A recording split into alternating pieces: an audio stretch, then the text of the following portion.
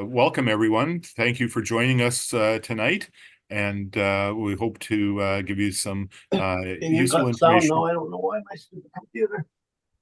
If you can please mute your computers, please, and if there's an issue with sound or any technical issue, put it in the chat feature, please.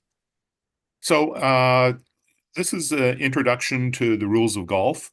You may have played golf for a long time. You may be new to golf, but it's always important to understand the rules, and that is whether you play in competitions or not. As you know, golf is a hard game to play. There are a number of rules that can make it easier for you to play, though. For example, the unplayable ball rule. It can get you out of jail with the cost of one penalty stroke and save you strokes. So it's important to know how a rule like the unplayable golf rule can help you. And knowing the rules can help you manage your game and avoid penalties. So those are reasons why it's good for you to be aware of the rules. And so we're going to cover some of the key rules tonight, Rob and I, and happy to answer any questions that you may have. So let's start at the beginning. Rule one, that's the game, player conduct, and the rules. Playing by the rules. Rule number one.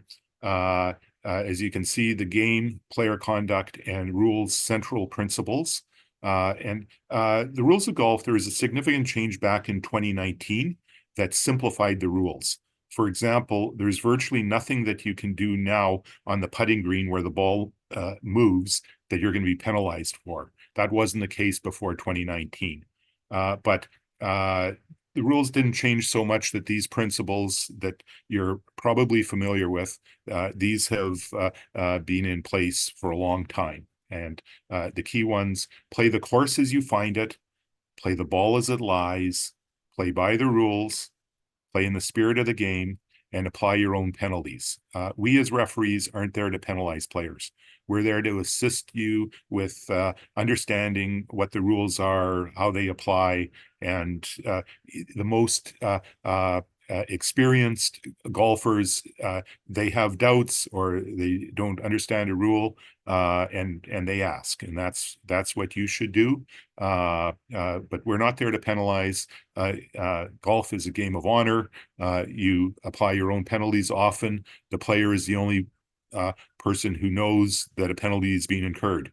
For example, if you cause the if you're in the bunker and your backswing hits the sand, you may be the only person who knows that. So you call the penalty on yourself.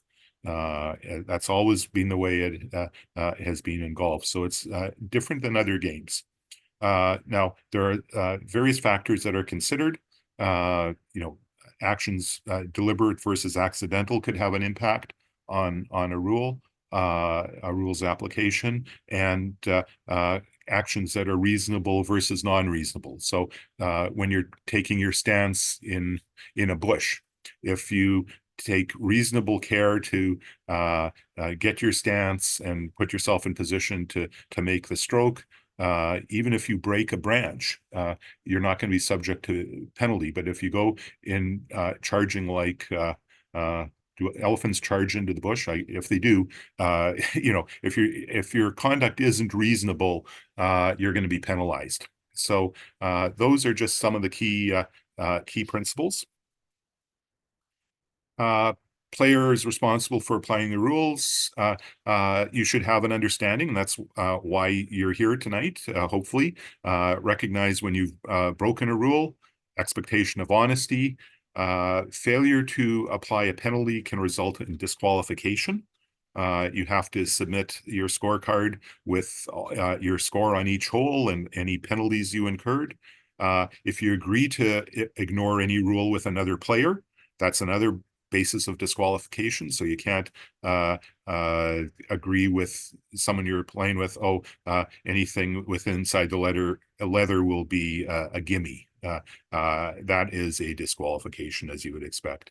You can ask anyone about the rules of golf. That's not improper advice. So even the person you're golfing with, whether it's in stroke play or match play, you can ask about the rules, and there's no violation. That's not asking for advice. Information on the rules is general knowledge. 3 levels of penalty, and it's based on the advantage that the player may obtain as a result of the penalty.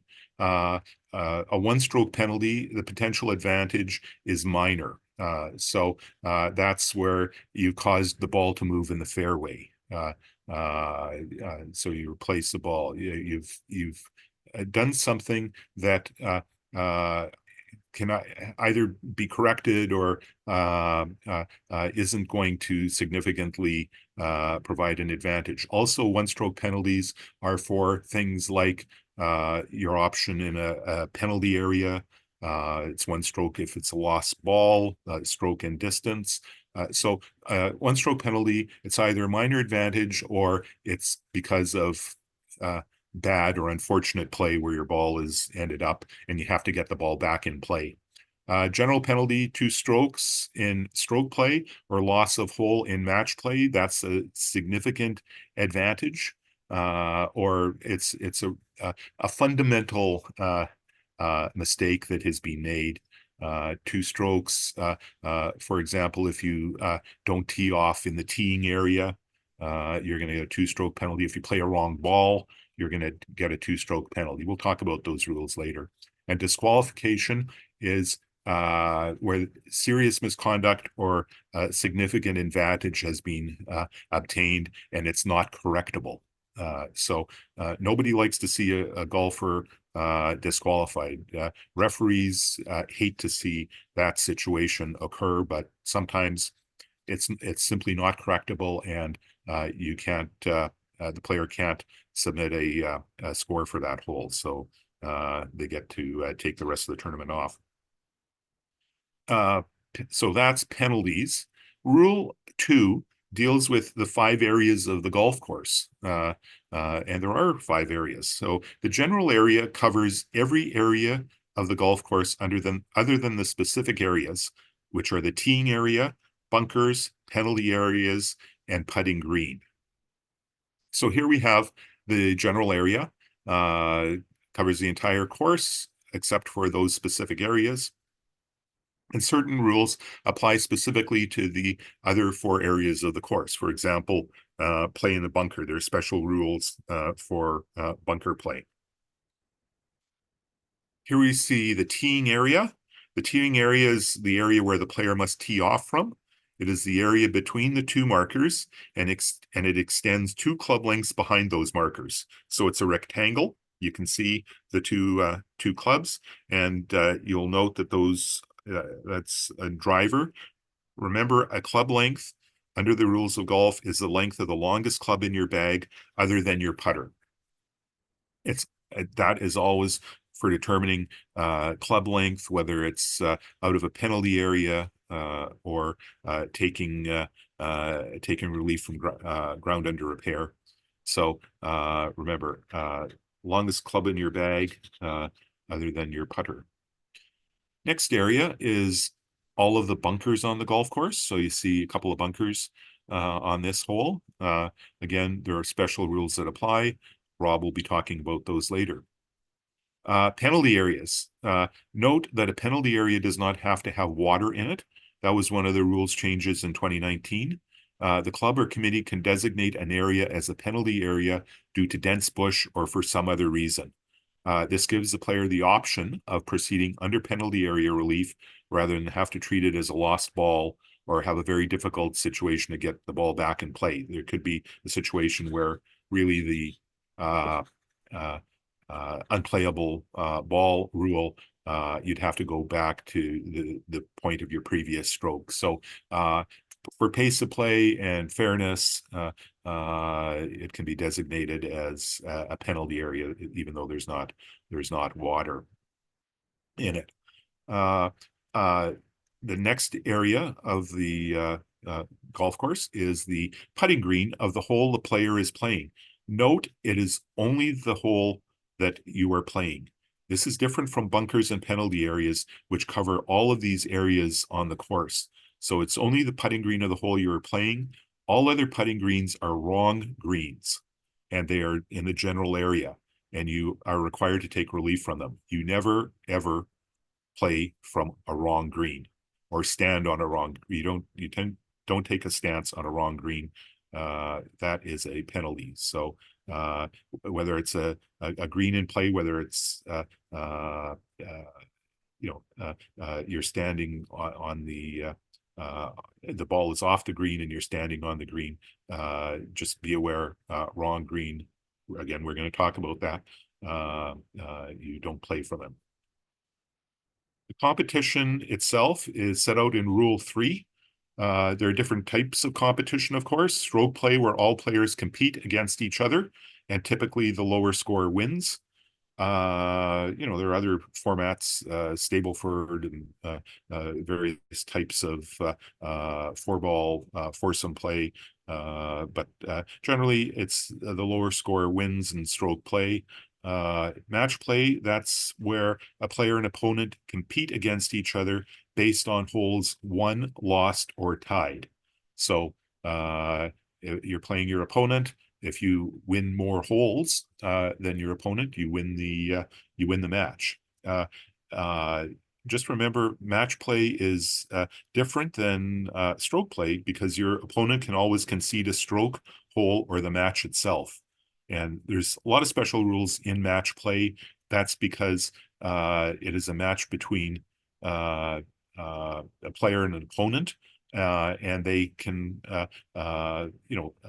make decisions. You're not having to protect the field. So a concession is something that is it's part of match play. It's a interesting strategy. You can make concessions to your opponent up until say the 18th hole, and then you make them putt that 1-footer. And if you've conceded every other one, that can put pressure on. So that's one of the unique aspects of match play. There's strategy like that you can use with your opponent. In stroke play, player must complete play of the hole and must have a score for each hole. So be aware of that. You can't pick up your ball in stroke play and say, give me a 6. In stroke play competition, and this is competition, in your regular Saturday morning game, but if you're in a competition, you must complete play of each and every hole and have a score for that hole. Other formats in golf, of course, are gross scores or net or handicap scores. So you could be playing in a handicap competition. So be sure to keep your handicaps up to date. Lots in the competition. If you're playing a competition, particularly match play, we don't play a lot of match play in North America. You want to consider the special rules that apply there. Okay, Rule 4 is equipment, players' equipment. All was very important. First thing there, 14 clubs. You can only have a maximum of 14 clubs to play around. There are certain situations where a club can be replaced, such as where it is damaged, but be sure to count your clubs. You get penalized 2 strokes or loss of hole for each hole, up to a maximum of 4 strokes or 2 holes if you exceed the 14 clubs.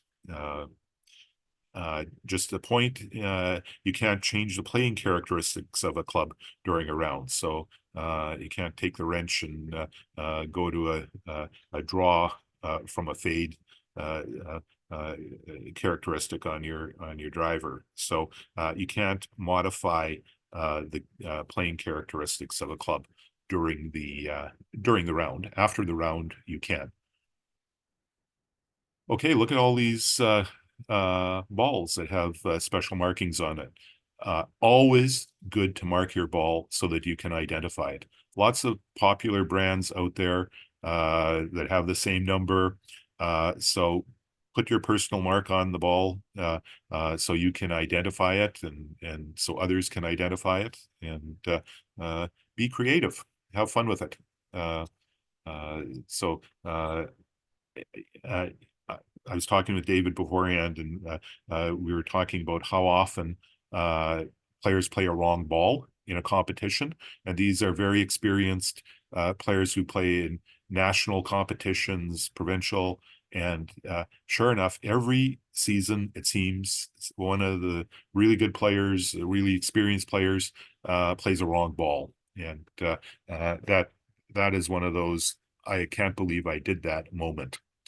So mark your ball. Playing the round, which is the object of golf. Pace of play. That's one of our volunteers, timing station. Point is, be sure to maintain your pace of play. In Golf Manitoba competitions, players are advised of the expected pace for the particular course, and if they are subject to penalty if they are in violation of pace of play policy. We do give warnings, of course, so that they move quicker, but it's for the benefit of all the players, for their enjoyment, for the competition, and we're guests at these golf courses, and they don't want 6-hour rounds, and nobody wants a 6-hour round. So even in competitions, ready golf is encouraged. For example, you're not subject to penalty in stroke play if you play out of turn to maintain pace.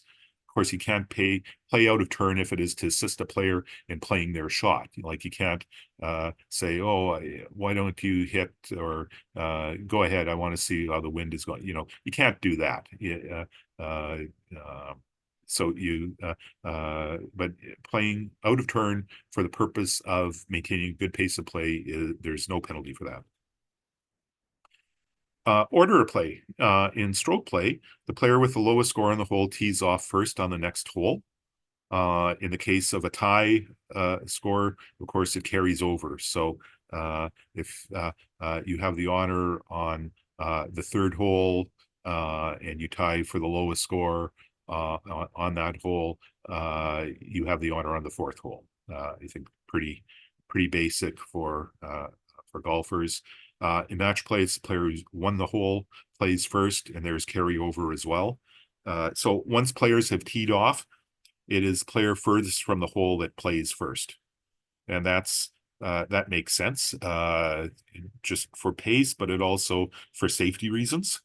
You don't want someone to go in ahead to hit their ball and the player behind. So common sense type of thing. But again, order of play, ready golf, play safe out there, but move along. Playing a hole. Ball must be played from inside the teeing area. In stroke play, if you start play outside of the teeing area, you must replay the shot. No option. You must replay the shot from within the teeing area, and you get a 2-stroke penalty.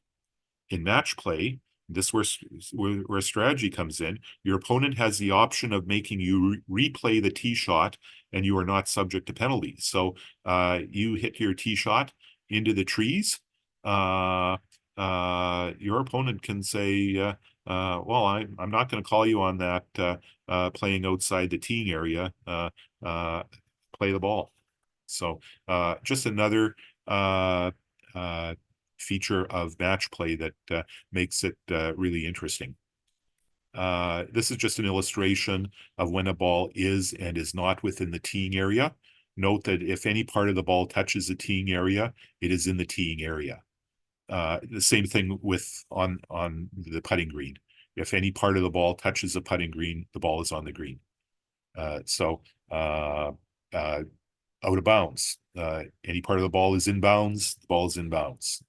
As you can see, the rules of golf try to be as fair and generous as possible. Wrong ball. Okay, we talked about that before. You must complete play with the ball you started the hole with unless you lose it or are otherwise allowed to substitute it. I've seen some players, they have a lucky putting ball that they take out of their pocket for the putting green. You can't do that. No, you have to complete play of the hole with the ball you started with. If you can't uh, uh, do that, uh, you know, uh, uh, if you've lost the ball, it's hit into a penalty area or some area where you can't recover the ball, you put another ball in play. So that's a situation where you're substituting the ball. Uh, Now, if you played a ball that isn't yours, the penalty for doing so, match play, loss of hole, stroke play, two-stroke penalty, and you must correct the mistake. Situation where somebody plays your ball by mistake. Uh, uh, and that doesn't have to be someone in your group. It could be someone on an adjacent hole. If it's known or virtually certain, that's what KVC stands for, known or virtually certain, and that has application in other rules. You must replace a ball on the original spot or the estimated spot. So you see player hit a ball in the area where you've hit. You go up, you can't find your ball. It couldn't be anywhere else. For whatever reason, you can't uh, uh, uh, uh, get in touch with the player who you think hit the ball. Maybe they're on a cart and they're finished play of the hole, they're gone. If it's virtually certain that they played your ball, then no penalty, just place a ball on that spot. Rule 7. Uh, that covers searching for and identifying a ball. Okay, how to search. Uh, it's players and in a group and their caddies, they're encouraged to search for a ball. They're not forced to search for a ball, but they're encouraged to do so, in part for pace of play. So you can take reasonable actions to search for the ball, including moving sand or water, and you can even move, bend, or break growing or attached natural objects. For example, if you're searching in trees and happen to break a branch in the course of the search, you will not be penalized even if it improves the conditions for your upcoming stroke. So you've got wide latitude to search for your ball. If you found a ball but are unsure if it is yours, you can mark it and lift it. You can even clean it, but only to the extent that it is necessary to identify it. There's no problem if a ball is moved accidentally in the course of a search, simply replace it. Again, one of those simplifications of the rules of golf makes total sense. You're not gaining an advantage. Anyone can accidentally step on a ball or kick it, particularly in long grass or fescue. Remember, you only have 3 minutes to search for a ball. If the 3 minutes expires, then the ball is lost. This is actually why referees have stopwatches hanging around their neck. It's more to time for searches than it is for pace of play. So you have 3 minutes to find your ball. Okay, well, as you can see, this player is in a pretty rough area of the golf course. I would not want to be there, but clearly the ball was found and he's been able to play it. However, there are certain things you must be aware of if you find yourself in this type of a situation. So, how you take your stance, you can't improve things. So we've got the great acronym, CATS, and that's conditions affecting the stroke. And I love that it's called CATS. Anyway, you will recall earlier that one of the principles of the game is that you play the course as you find it. That means you are limited in the things you can do that affect the course, and more importantly, the conditions under which you're playing your next stroke. So here are the areas covered by the definition of CATS. It's the lie of the player's ball at rest, area of intended stance, area of intended swing, line of play, and the relief area where the player will drop or place the ball. So you can't improve the conditions of that unless it's permitted, like a loose impediment. You can that you remove a loose impediment. Yes, that is a condition affecting the stroke. You're improving it, but it is allowed under the rules of golf. So unless it's allowed under the rules of golf, you can't take steps to improperly improve your cats. So here are some things you can't do. Move, bend, or break any growing or attached natural object. You can't rip grass out of the ground. You can't break branches. You can't move, bend, or break any immovable obstruction, integral or boundary object. So you can't a boundary stake. You can't break it, remove it. You can't move the tee marker of your teeing area.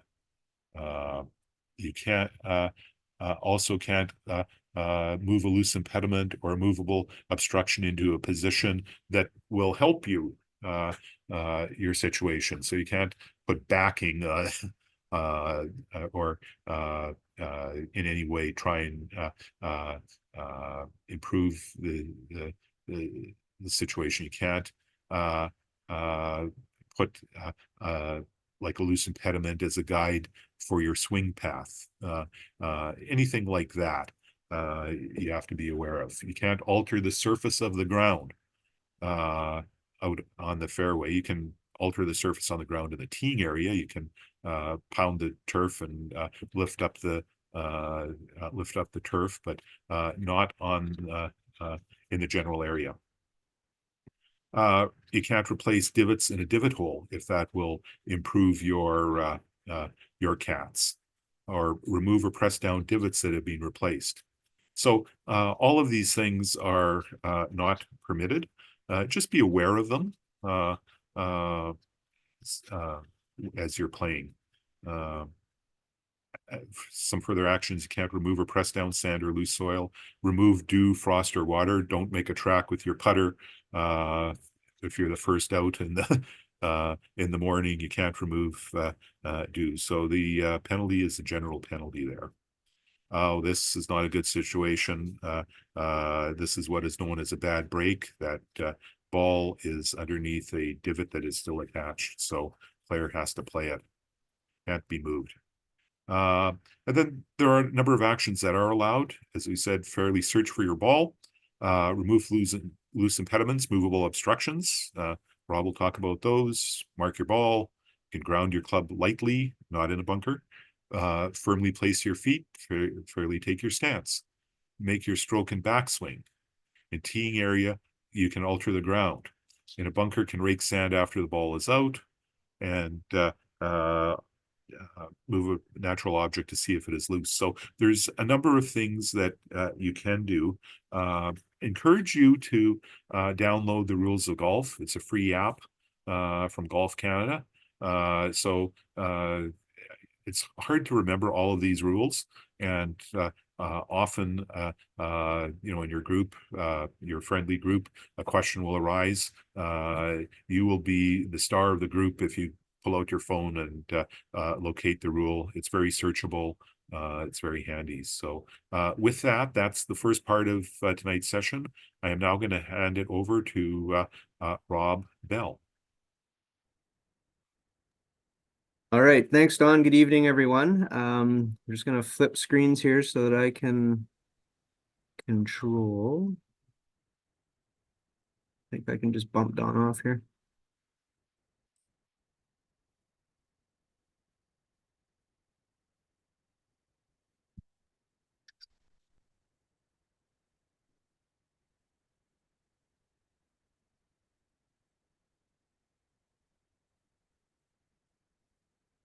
How's that look? That work? It looks good, Rob. Okay. So we're going to continue on with Rule 12. Just going to get out of here. So Rule 12 deals with bunkers. Bunkers, as Don had said, are one of the 5 defined areas of the course. They're specially prepared areas of sand. Committee can define a prepared area of sand as part of the general area, or a non-prepared area of sand as a bunker. So that's one thing when you are playing in a tournament, whether it's at the club level or in a Golf Manitoba event or higher, that you do read the notice of competitors, so you know the status of the bunker. They can also define a bunker being repaired as ground under repair, which would make it part of the general area. Things that are not part of the bunkers would be the lip, the wall face at the edge of a prepared area. So that could be soil, could be grass, could be stacked areas of turf that you would see on more link style courses.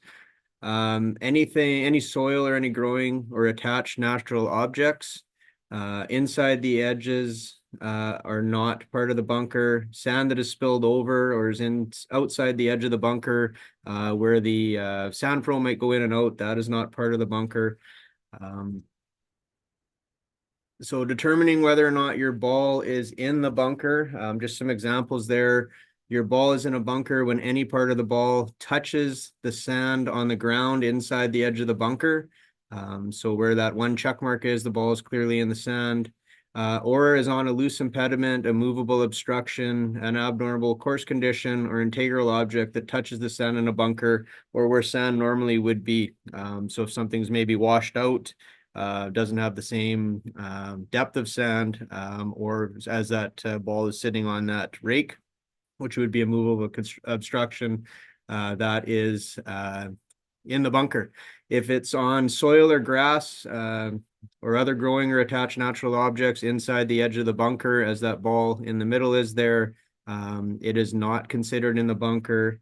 And it is not in the bunker if it is buried in the lip or the wall there. So, and that came up in the US Open last year where the balls were kind of buried in, embedded in that part. What you can do in the bunker, you are allowed without penalty to dig in with your feet to take your stance. You can smooth sand to care for the course after you have got your ball out of it. For the most part, that's probably the safest way to go about it. So you're not jeopardizing improving your conditions that affect your stroke. You're allowed to place your clubs and equipment or an object down, although that will make your cleanup a little bit more. Measuring, marking, lifting, or replacing the ball if it's within a rule that is allowed. Leaning on a club to rest, balance, or prevent falling, and striking sand in frustration or anger. Well, that may not adhere to a code of conduct. That is no grounds for a penalty. What you can't do, so you can't deliberately touch the sand to test the condition. And that's with hand, club, rake, or another object. You can't touch the sand in front of or behind the ball when making a practice swing or when making a backswing for your stroke. So if your stroke starts contacting the sand on the way back, that is a no-go. Yeah, once your ball is out of the bunker, you can touch the sand without penalty. You can smooth it. You can even if you have hit a shot that might have gone into a situation where you have to take stroke and distance, you are able to touch the sand and repair any of the damage that you might have done in there prior to playing your next shot. Okay, moving on to the putting green, and we're going to try this. I hope this works. Let me know if you can't hear the sound.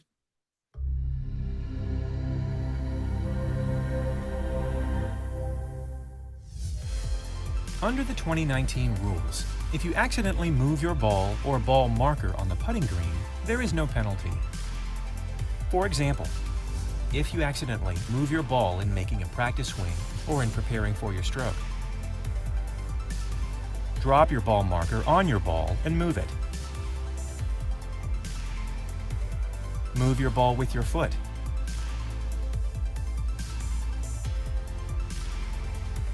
Or cause your ball marker to move. There is no penalty and you simply replace your ball or ball marker on its original spot. To learn more, please visit usga.org/rules. So as Don had mentioned, they have made changes to make the putting greens a little bit more friendly of a place, but putting greens again are one of the 5 areas of the course. They're specifically prepared for playing the ball along the ground. There's a flag stick for the hole on each putting green. So we do have different rules that apply on the putting green than apply in other areas of the course. Again, as Don had stressed, the putting green is the green for the hole that you're playing, and all other putting greens are wrong putting greens, and we'll talk about that in a little bit. But you are allowed to do things on the putting green that you're normally not allowed to do on other areas of the course without penalties. Allowed to mark, lift, clean, and replace your ball, and repair damage and remove sand and loose soil on the putting green. And again, no penalty for accidentally, got ahead of myself here, causing the ball to move. So determining when the ball is on the putting green, it is on the putting green when any part of the ball touches it, or the ball lies on or in anything and is inside the edge of the putting green. So if any part of that ball is touching the putting green, then we would consider that ball to be on the putting green. Marking, lifting, and cleaning the ball in the putting green. So you are allowed to lift and clean your ball. It must be marked before you lift it. If you don't mark it, then there is penalty that does come with that. So that would be a 1-stroke penalty. Must be replaced on your original spot. So it's important that you are putting it back on its original spot. You remember how it was marked. If you did, out of courtesy, move your ball with a putter head length to get it out of somebody else's line of play, it's important that you move that back. So we are putting the ball back on its original spot. And when you are using the ball marker, that ball marker must be removed before you make a stroke. The flag stick. So if the ball in motion hits, it might hit a flag stick. You play the ball as it lies. It's the player's choice to leave the flag stick in the hole. So it is possible that you will now have a ball that does hit the flag stick, and that's becoming more and more common. Just with general play, even in tournament play, we are getting more and more players that are doing that. You do need to decide that before you make your stroke. So you can't get that flag stick put back in after you've made the stroke. You are able to center it. So if you feel that the flag stick isn't sitting quite right, you are able to adjust it prior to making the stroke so that it is sitting vertically. If somebody in your group is putting with the flag stick out and you would like it in, you do have the ability to ask for it to be put back in. And again, no penalty if the ball does hit the flag stick. If the ball is resting against a flag stick, if any part of the ball is below the hole, or this part of me below the surface of the putting green, so in that picture there, ball is resting against the flag stick, and a part of that ball is below the surface of the green, that is treated as hold. If no part of the ball is below the surface of the green, but it is resting on the flag stick, if that flag stick wasn't put in quite right, the ball is not hold. And as you remove that flag stick, if it does roll into the hole, there would be no penalty, and you would just replace that ball on the lip of the hole, and then you could putt it in.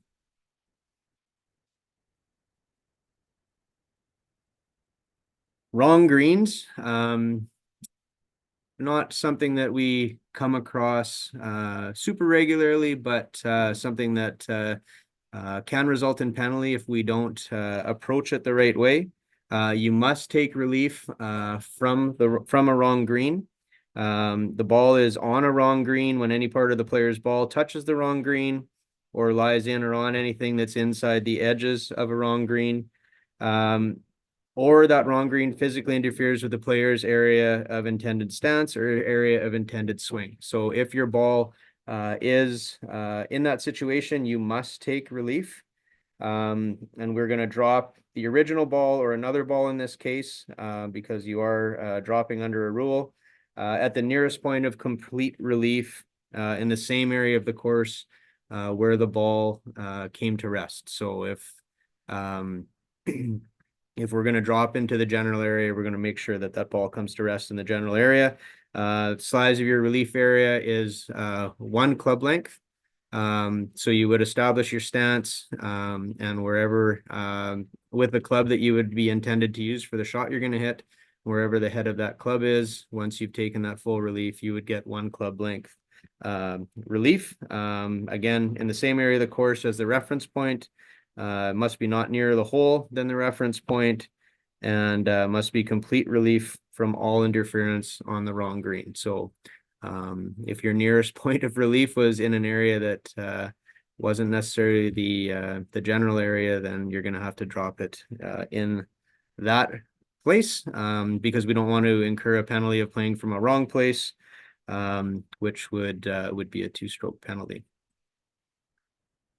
Rules 15 and 16 cover free relief. So there was a video that was going to go along there. The nearest point of complete relief is the estimated point where the ball would lie that is not nearer to the hole than the original spot of your ball. So it's the nearest point to the original lie of your ball that is not near the hole. It's in the required area of the course, and there is no interference under the rule being used from the condition from which relief is being taken for the player. For the stroke, the player would have to make from the original spot if the condition were not there. So if we're taking relief from an abnormal ground condition, and we are in a situation where we're dropping into, we could be dropping onto a cart path.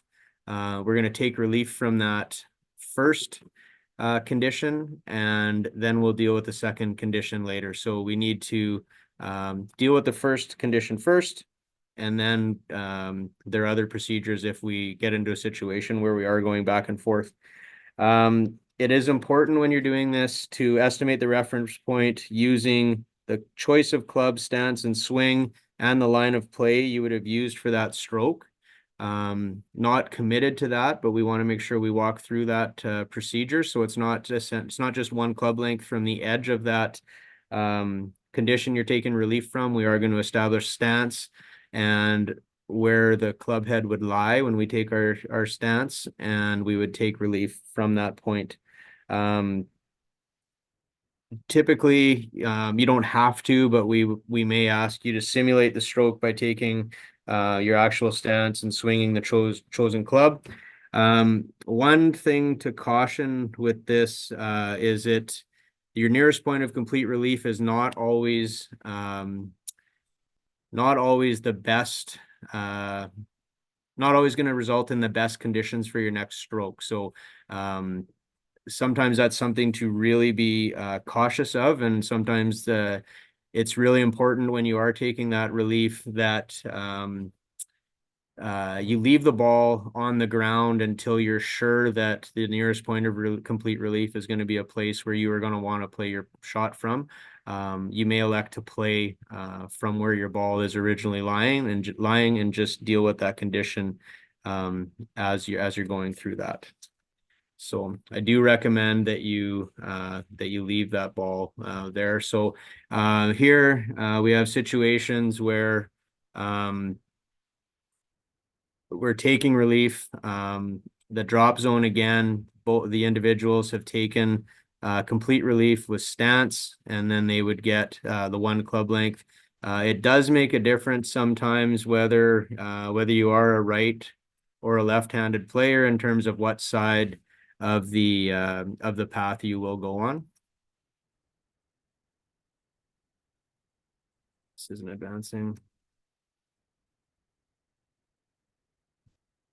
There we go. Sorry about that.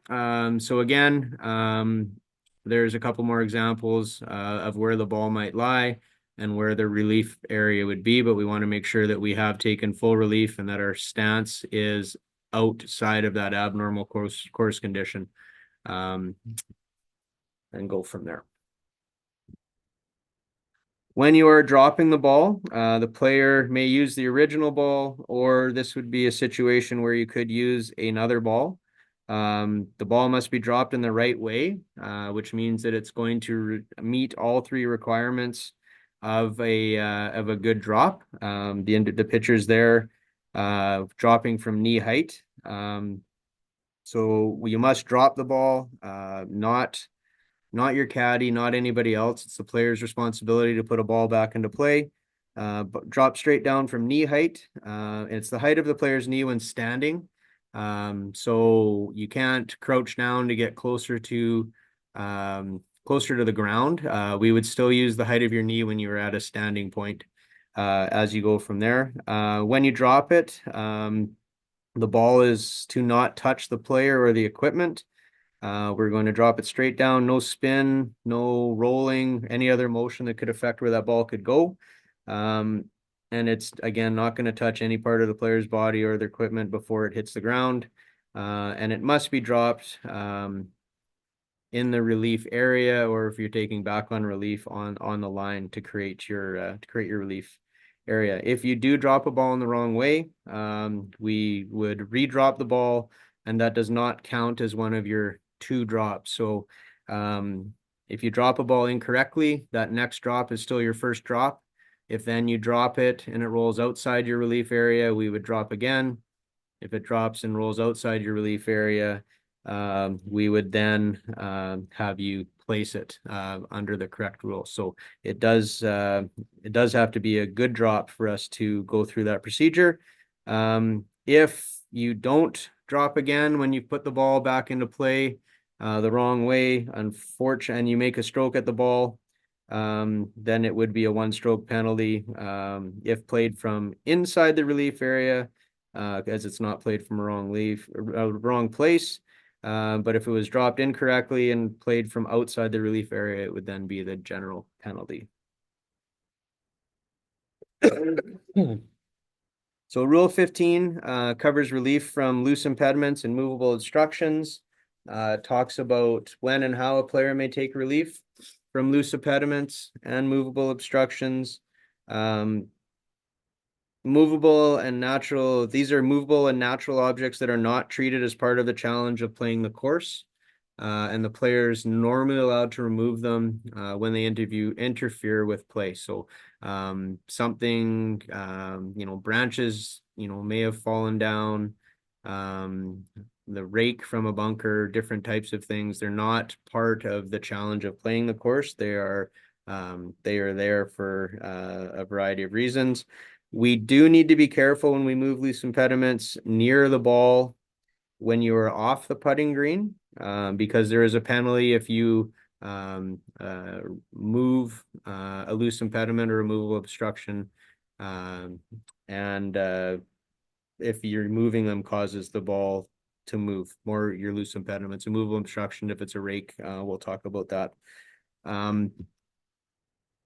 So you may remove loose impediments. They can be removed anywhere on or off of the golf course. You can do that by any means. So you can use your hand, you can use your foot, you can use a club, you can use other equipment. You are able to get help from others within reason. I don't know how many people remember, but Tiger Woods moving a big boulder when he got an army of people to come and get the boulder to move. That is no longer as well received as it would start to delay play. So if the ball does move when removing a loose impediment, it must be replaced on its original spot. If it was not on the putting green, the player gets 1 penalty stroke. Okay, so that's with loose impediments. Movable obstructions. can be moved anywhere from on or off the golf course again. So there's an example of a ball lying against a rake. Determining whether the ball is lying on or in or against a movable obstruction will kind of deal with how we approach it. This rake, we would be allowed to, fairly move that movable obstruction. We would watch what happens to the ball. And if the ball moves when the obstruction is removed, there is no penalty. So that's the big difference between a loose impediment and a movable obstruction. Movable obstructions will be things that are more placed there by the course. Again, not part of playing the course, but they're not part of nature. So you do get a little bit more of a break if you do have your ball move as a result of moving a movable obstruction. So here's an example again of the rake.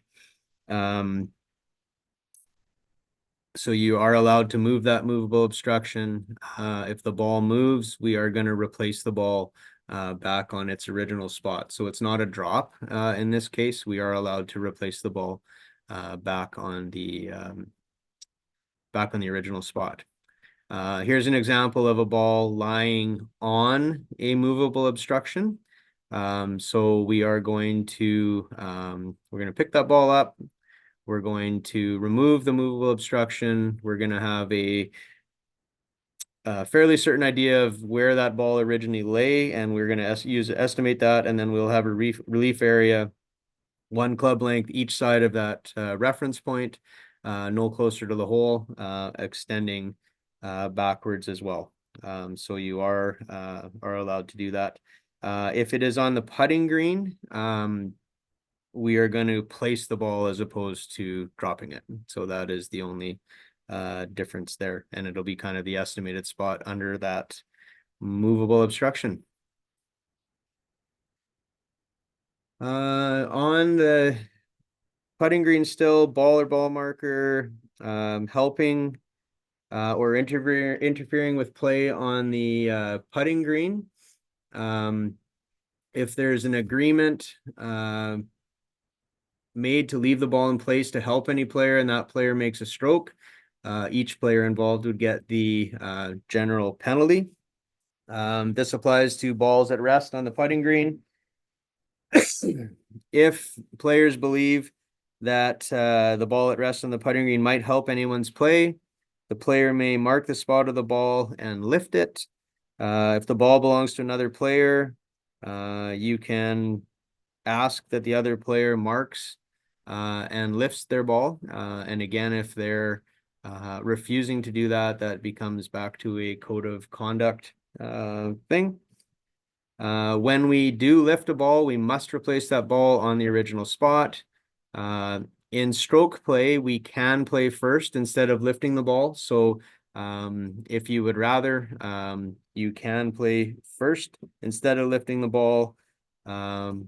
And again, we can leave the ball in place to help any other player. In match play, a little bit different. You want to stick to the order, proper order of play. So you would have that player mark the ball, and then you would continue on from there. Anywhere on the course. So again, this is a little bit different. If there's interference anywhere else on the course, the player may request it to be marked and lifted. This is situations where the ball may interfere with the player's intended area of stance or their swing, or is close to the line of play such that there's a reasonable chance that the player's ball could hit it, or is close enough to be a distraction. When you do lift a ball under this rule, it's very important that the ball is not cleaned. So that's a situation we're going to pick the ball up, but we are not going to clean it. So again, if that's a situation you're in, be really visible of the fact that you're not attempting to clean the ball. Keep it visible in your hand so there's no question about that. A lot of people just pinch it between a thumb and one of their fingers and just hold it there. If it's not marked or it was cleaned, it is 1 penalty stroke. And in stroke play, the player required to lift might play first again. So, if it's a situation where it can be played without marking it, the less opportunity you have to touch your ball, and the less chance there are that you may get a procedural penalty. So if you can play out of order to avoid lifting the ball, that is acceptable in stroke play.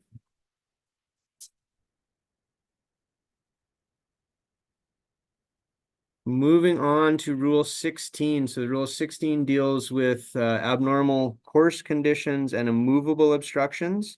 Talks about when and how a player may take free relief by playing a ball from a different place, such as when there's interference by an abnormal course condition or a dangerous animal condition. We'll talk more about abnormal course conditions today. Not treated as part of the challenge of playing the course, and free relief is generally allowed except in a penalty area. The player will normally take relief by dropping a ball in a relief area based on the nearest point of complete relief.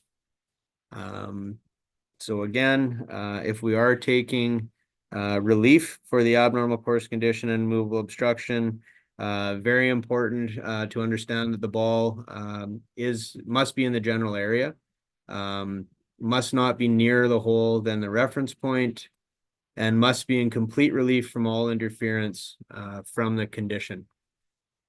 So we're going to make sure that we've taken complete relief from that condition and move on. All of these things are collectively called abnormal course conditions, but again, Don talked about the rule book. Animal holes, ground under repair, immovable obstructions, temporary water, they all carry their own definitions. So if you are curious on that, the app that Don talked about is quite good.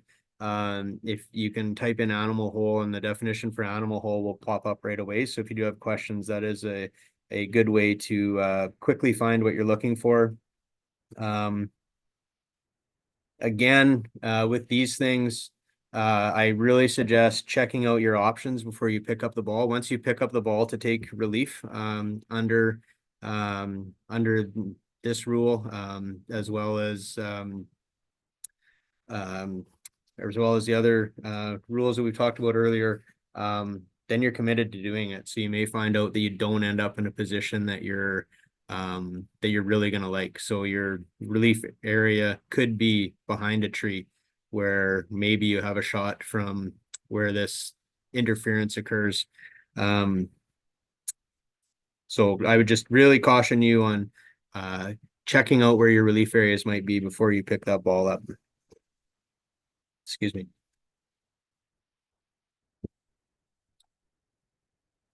So abnormal course conditions, immovable obstructions, again, example there, that looks like it's a yardage marker in that picture there. Other things could be sprinklers, again, could be temporary water, not a part of the challenge of playing the course. Free relief if there is interference. We will use the player's reasonable judgment as we go through there, but we do sometimes have to question, is it really interfering? So particularly with a sprinkler head or a yardage marker that's on the ground, such as this one, is there really interference? And we'll have conversations with players, and again, we do try and use their reasonable judgment. But mental interference is not interference under this rule. So that's something really to be conscious of. So again, exists when the ball touches or is in or is on. When this condition physically interferes with area of intended stance or swing, only on the putting green, an abnormal condition on or off the putting green interferes on the line of play. So If there was some temporary water on the putting green, you may not be standing in it, your ball may not be lying in it, but it is on your line of play. So we're able to look and seeing of how we might be able to take relief from that. Again, just a reminder, anywhere but in a penalty area. And there is no relief when it is clearly unreasonable. So if you're trying to take a stance or trying to make a swing that is clearly unreasonable, there may be some questions about that as we go to start take relief. Excuse me. Temporary water. It's a temporary accumulation of water on the surface of the ground. Puddles from rain, irrigation, overflow over body of water. Temporary water is not in the penalty area. Can be seen before or after a player takes their stance. So it needs to be visible. It's not kind of standing in there and trying to move your feet around and drum up some water that might come up, but if it settles back down and disappears, that wouldn't be a situation that would be temporary water. So it needs to be visible, just not enough for the ground to be wet, muddy, soft, or for water to only be momentarily visible, but must remain present before or after the stance is taken.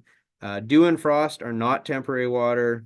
Snow and natural ice, other than frost, are either loose impediments or when on the ground, temporary water at your discretion. So there would be some relief from that. And then any manufactured ice that might end up on the ground for whatever reason, that is an obstruction.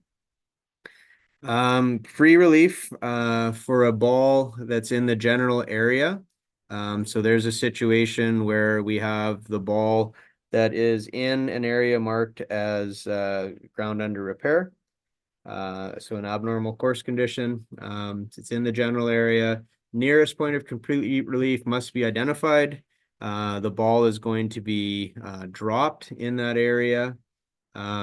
So again, we would go through the procedure of not just assuming that that it's straight back as it might be in this situation, but we would have the player take their stance with full relief, meaning the club head and your stance is outside that abnormal course condition. And then we would determine where the nearest point of complete relief is.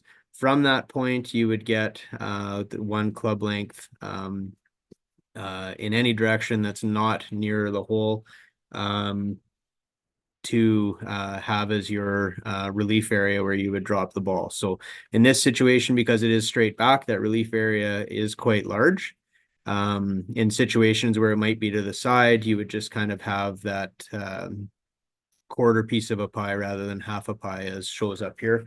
And if you are, if it is in question what your nearest point is,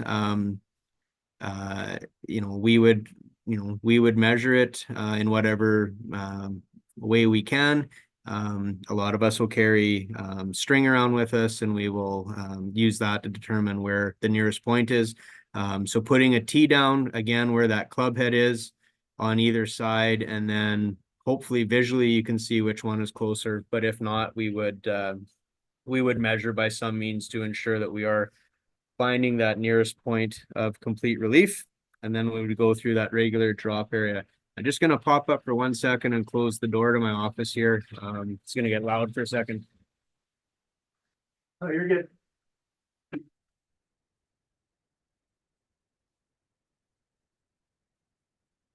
Sorry about that. Okay. So then there's an example of a situation on the putting green where the spot of the original ball is in the abnormal course condition. This player, happens to be a left-handed player. So we would, find that nearest point of complete relief, and we would allow them a fair opportunity to make a play with that ball towards the hole. On the putting green and in a bunker,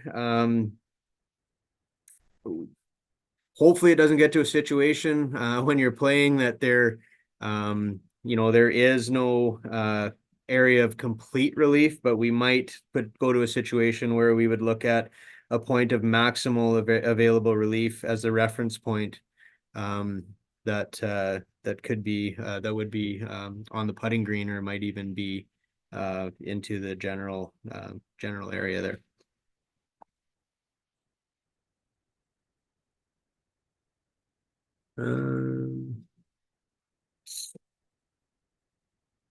So if the ball is in the bunker, so again, excuse me, if the abnormal course condition is in the bunker, have this several times a year when we're doing tournaments where part of the bunker might be to have some standing water in it, so some temporary water. There is free relief. Again, reference point is nearest point of complete relief. But in this situation, it does need to stay in the bunker. Drop the ball in your 1 club length relief area. And again, if there's no nearest point of complete relief in the bunker, we will look to find a point of maximal available relief. So again, here is our situation where we do have a ball in the bunker that is in temporary water. A little bit different with a bunker. We would look to try and find your maximal area or your nearest point of complete relief. In this situation, if you were a right-handed player, we would try and work to find a spot not near the hole that gives you complete relief. If we had to, and the only option was to come back just kind of right and back of that ball, might have a situation where we're able to drop the ball in the bunker, but if the only option to get that ball into sand in the bunker would be to give you maximum relief, that would have, maybe your heels are still in a little bit of the temporary water, but we can get your ball into the sand, we would go that route. This would be a situation where you can see the stroke +1 penalty, where if we couldn't find that, or you weren't happy where we could find that, we could come back on the line, keeping that point between you and the hole, and you could drop outside the bunker with a 1-stroke penalty. So relief in that situation wouldn't be free, but you would be out of the bunker.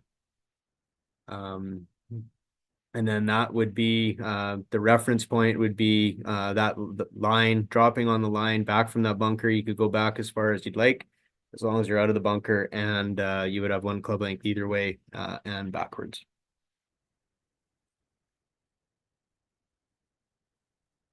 Okay. I think I just talked about this. Just 1 second here.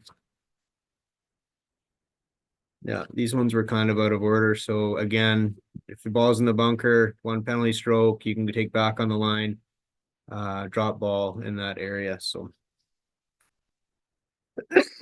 oh, excuse me.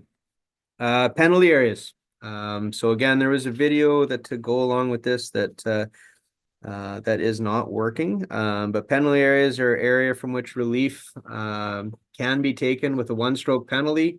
If your ball does come to rest in the penalty area.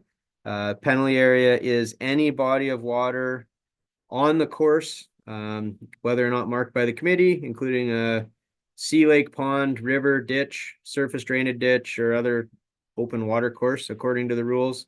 Any other areas of the course the committee defines as penalty areas. So Don, when he did the diagram of the course, talked about the ability now of a densely treed area for pace of play reasons to be designated as penalty areas. So it would be marked. And penalty area is one of the 5 defined areas of the course. Ball is in the penalty area when any part of the ball lies on or touches the ground, or anything else, natural or artificial object, inside the edge of the penalty area. Or if it is above the edge or any other part of the penalty area. So if it is in the penalty area or touching the penalty area, it's in the penalty area. There are 2 types of penalty areas. There are yellow penalty areas marked with yellow lines or yellow stakes. that give you 2 relief options, and there are red penalty areas, which are more common, marked with red lines or red stakes that give you an extra lateral relief option. So there are 3 options. If for some reason the color of the penalty area has not been marked or indicated by the committee, it's treated as a red penalty area by default. So you would have the 3 options. Excuse me. So your penalty areas, you always have the option to play the ball as it lies. So that is always an option for you as a referee. That's sometimes a scary option because sometimes the ball doesn't come out of the penalty area. But you do have the option to play it as it lies. And I think I was watching, I want to say it was the PGA Tour event last week that player tried to play it off some rocks, and it hit the rock and it went further back into the water where they no longer had the chance to play it. So it is, you do take your game at your risk when you try to play it out of the penalty area, but that is your option. If you are playing it as it lies, you treat it the same as the general area. So you are allowed to ground the club. You are allowed to remove loose impediments, or you can choose to take relief outside the penalty area under the penalty of 1 stroke. So the procedure for that, and this is one that excuse me, we do sometimes have a few difficulties with. So when you are taking relief from a penalty area, we want to, or we have to be it has to be known or virtually certain that the ball is in that penalty area. So there needs to be we need to be certain that that's where the ball is. If there's doubt as to whether the ball might be in there, then we may be looking at a different type of penalty relief if you can't find that ball. So if you're known or virtually certain the ball is in the red penalty area, it's red here, so you have 3 options. You can take stroke and distance relief. So if you look at number 1 there, you can go back to the point where your previous stroke was made, and you can play from there. So in this situation, the ball was played from the tee, so you're able to re-tee and hit again. If it wasn't played from the tee, if it was played from the general area or some other part of the course, excuse me, you'd have your reference point where as close as possible to where you played your previous shot from, and then that relief area would be 1 club length kind of in either area and back, not near the hole. Your second option is taking back on the line relief, and this is the one where we often see confusion. Back on the line relief means we take that point where the ball entered the penalty area, and we have that between us and the hole. So in this instance, we have point X between us and the hole, and we take that back on the line relief to point 2 there, and we can go back as far as we want on that line. We would drop the ball on that line, and again, the relief area would be 1 club length in either direction and back for that ball to come to rest. Sometimes confusion arises here where people think the back on the line is back on the line from where the stroke that was just made, or back on the line for where the ball is lying in the penalty area. So it's important that we understand that the back on the line relief uses the point where the ball entered the penalty area as our point to go back on. And then your third option, again, red penalty areas only, is to take that point X where the ball went into the penalty area. And in this instance, we get 2 club lengths, no closer to the hole, and you get that kind of little slice of pie that you're able to drop into. So those are our 3 options when we are taking relief from a red penalty area. The only difference with the yellow penalty area, again, is that you don't have option number 3. So if it is a yellow penalty area and we're known or virtually certain the ball is in that penalty area, you have the 2 options, stroke and distance. So here's an example where it was played from the general area. Have your reference point as close as possible to where that previous shot was made. one club length in either direction, and back. Or you have back on the line relief, keeping point X between you and the hole and going back on that line. So again, just remember that you are keeping that point between you and the hole when you are using back on the line. And both of those are for one stroke. Lost or out of bounds. So all areas outside the boundary edge of the course, as defined by the committee, would be out of bounds. All areas inside that edge will be inbounds. The boundary edge extends up above the ground and down below the ground. So if you think of that boundary, and we'll talk in a second about what that boundary line or stakes look like, but that line that is made as the boundary, that goes up vertically and it goes down vertically. So I know Don, and I want to say it was in the one of the qualifiers that we did at Glendale, there was a ball that was in a culvert that was close to the boundary area, and because that that boundary goes down, even though that ball isn't sitting on grass, that boundary does go down. So if that ball in the culvert is past the boundary of the course, it would be considered out of bound. If it's on the course side of the culvert, then it's a different situation to deal with, but it is inbounds.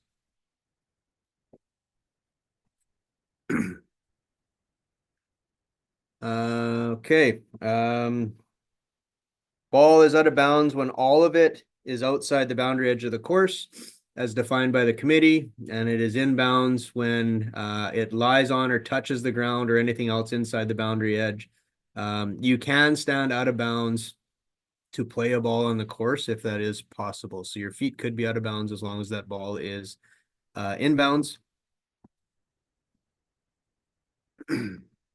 So here's an example of stakes and a line marking the boundary area. So if it is stakes, the boundary edge is defined by the line between the course side points of the stakes at ground level. So again, if you look at that ball at the top, it's still touching where that line would be. And we had a question in the chat earlier while Don was presenting, if you look at it from the top down and you can see that it's inbounds are touching that line, but then you look at it from the side and the only part that's touching the ground is out of bounds. If you're looking straight down and you can still see a part of that ball touching that boundary line, that ball would still be inbounds. So the ball down at the bottom there that is clearly not touching that line that's on the inside, that is out of bounds. Excuse me. If it is a line, boundary edge is the course side of the line, course side edge of the line, and the line itself is out of bounds. So again, the top two would be inbounds and the bottom two are not touching any part of the course. So the line itself is out of bounds, and go from there. And that's one thing that I didn't mention with penalty areas. When it is marked by a line, the line itself is in the penalty area. So if it is touching that line, it is in the penalty area. So sorry, I kind of glossed over that. If the ball is out of bounds, you must take stroke and distance relief, one penalty stroke.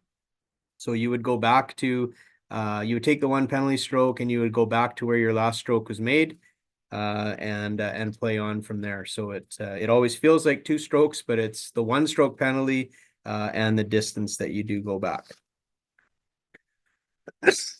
Some courses have adopted this local rule. Again, be sure if you are using this local rule that it is adopted by the event that you're playing in.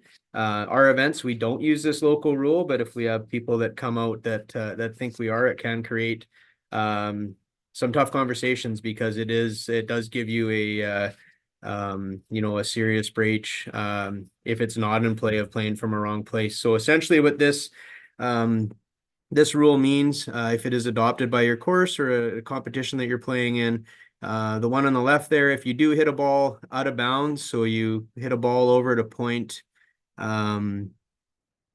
A, that's the point where your ball went out of bounds.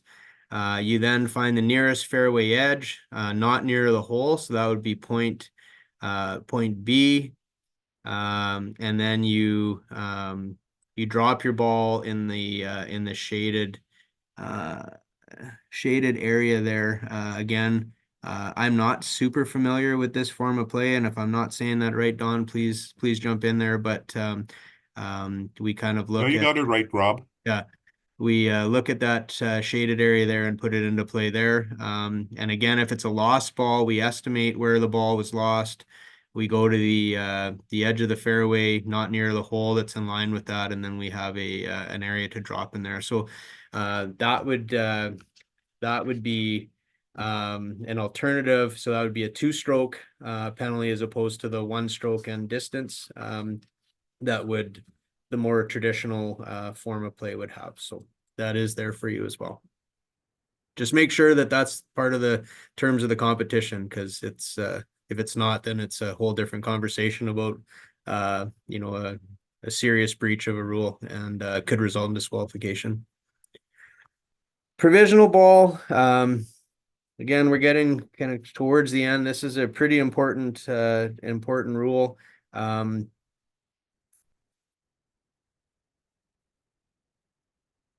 Pardon me. So you can, it's another ball played in case the ball just played might be out of bounds or lost outside a penalty area. And that's a really key part of this rule.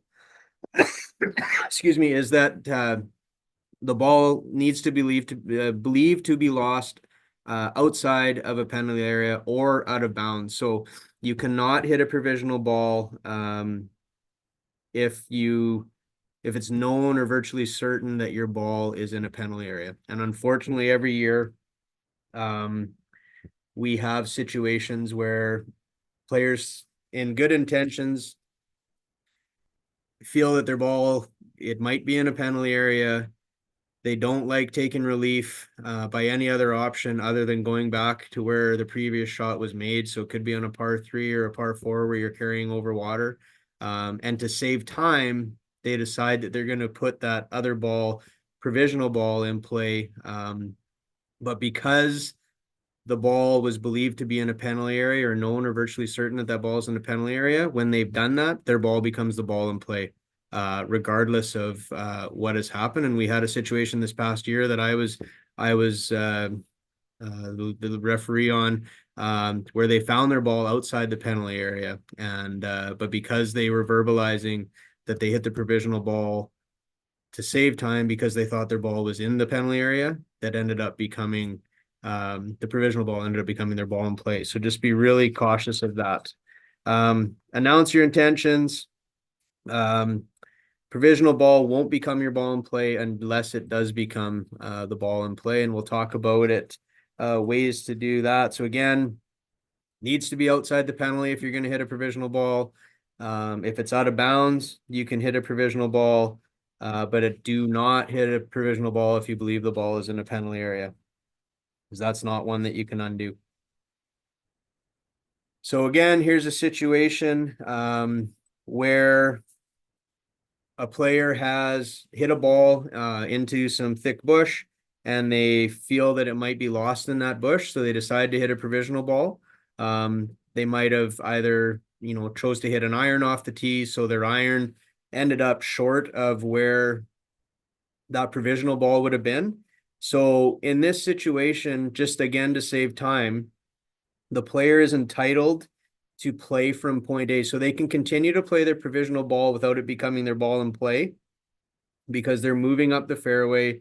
That avoids them walking back. And they can hit a second shot from point A with that provisional ball, and it still maintains its status as a provisional ball. They would then go and look for their original ball.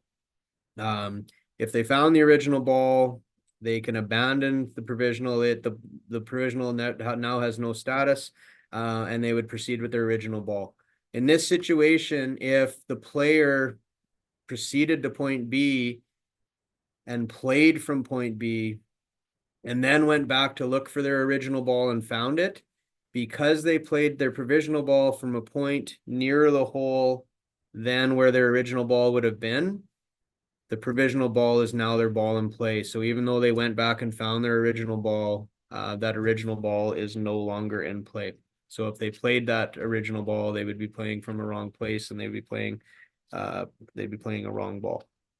Okay, so the provisional ball does not become your ball in play until a point where your 3-minute search period for that ball has come and gone. Then the provisional ball is your ball in play. If you find your original ball after that 3-minute search period has gone by, doesn't matter, provisional ball has now become your ball in play. Or if you play the provisional ball from a point closer to the hole than where your original ball might have been, that would be your ball in play.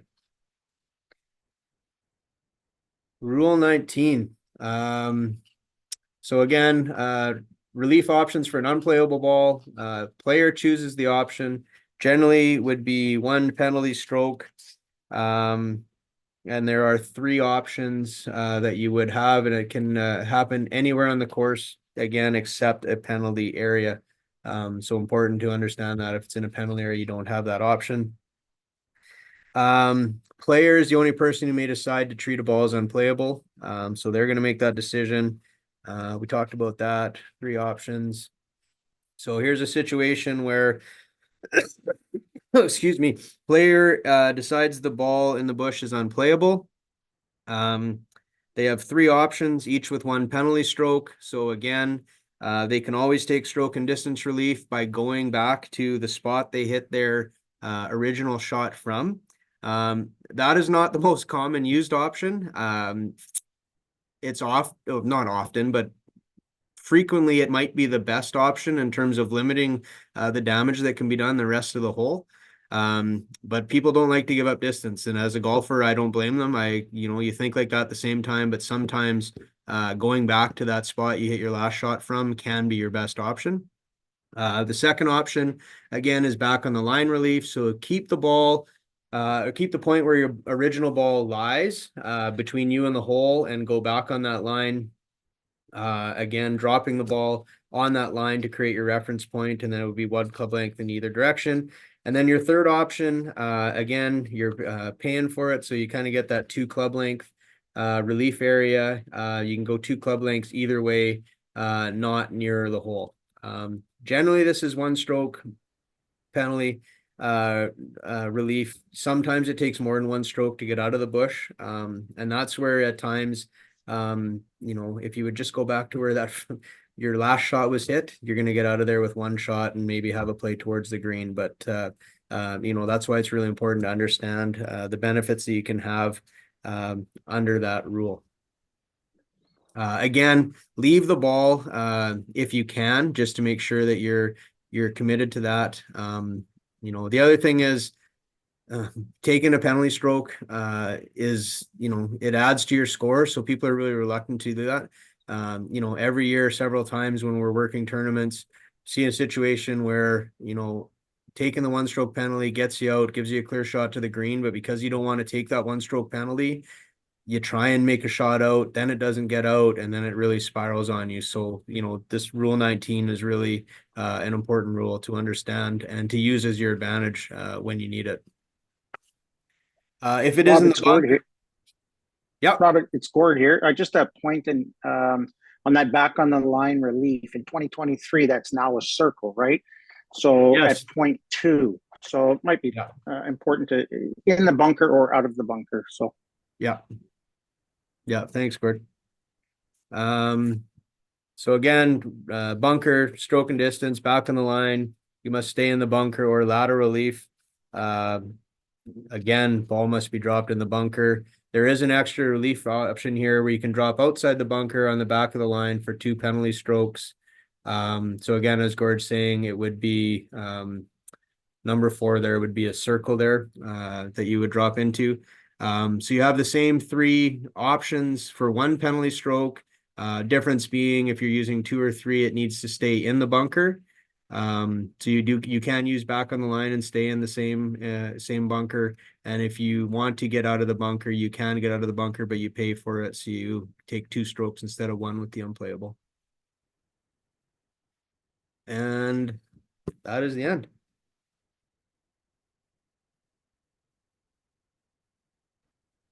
So hopefully, I know that was quick. I hope that some of those points hit home with everybody, and yeah, that was a lot of material. Yeah, it was. I'd like to thank Rob and Don and Gord. Their expertise was greatly appreciated tonight. I don't know about everyone else, but I definitely learned some stuff tonight. So thanks again for everyone attending. Our next session is going to be on February the 15th, same times from 7 to 8:30. So it's deemed the intermediate session, so it's a little bit more in depth on some of the rules here. If you're interested in participating, again, just email me, David@golfmb.ca.